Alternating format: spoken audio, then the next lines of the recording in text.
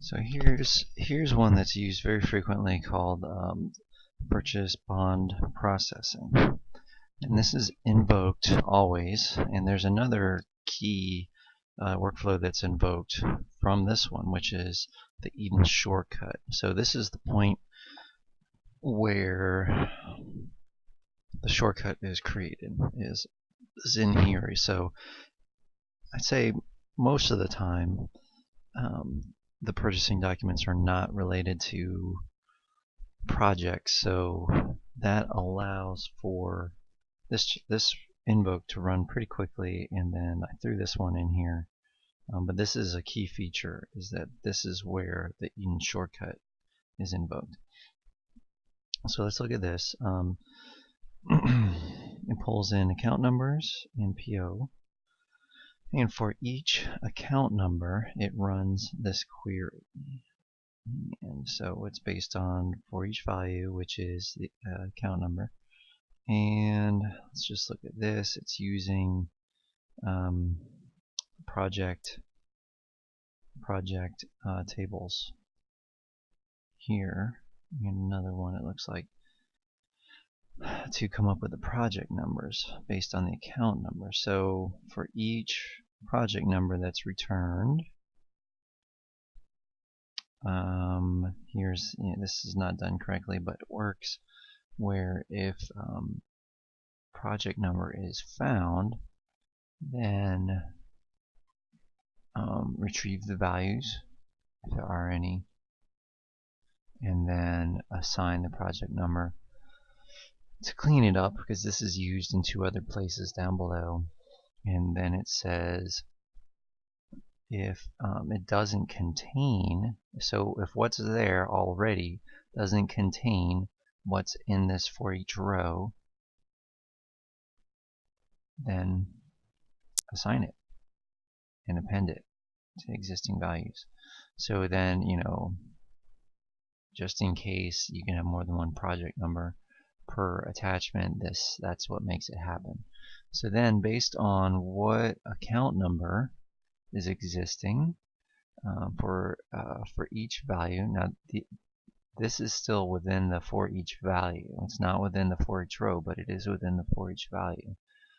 So if the for each value, remember, is the account numbers, starts with 312, it's 2010A, starts with 313, 2010B, and 314 is the new one, 2013, and it assigns the tag.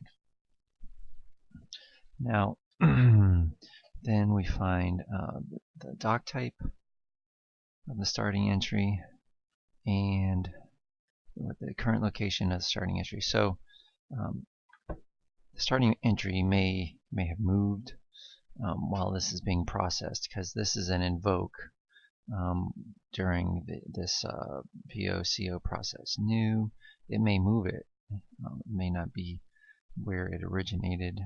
I'm sure it's not where it originated, but it may have gone down to the RME folder. So just to make sure workflow knows exactly where it is, we find itself again and invoke the Eden shortcut. And here there's some parameters. Input name, we take the find entry, output entry. So wherever it is, find entry, output entry, we use this token from where we found it, and then it's going to spit something out here, but we're not quite there yet. Now here comes this convoluted method of processing 2010 bond docs, 2010B bond docs, both 2010A and B, only 2013, and 2010 and 2013. And without looking at this too much, it's very convoluted.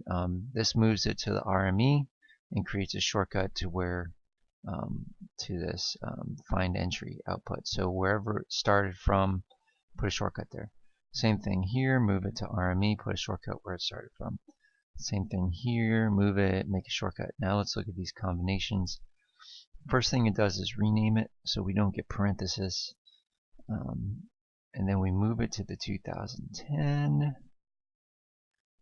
We make a shortcut. We duplicate it, we rename it 2010B, we move it, and then create a shortcut. And it's the same thing going on here. It's renamed, it's moved, creating a shortcut. It looks like this might not be labeled correctly. Duplicated, then renamed, and then moved and created a shortcut again. So by duplicating it and then renaming it, we're sure not to have parentheses. We retrieve all project numbers. So this is a pretty complex little section here. Retrieves all project numbers and PO numbers for that matter from the starting entry. Now this is based on all project numbers, and so for every project number it searches the repository in the public works folder.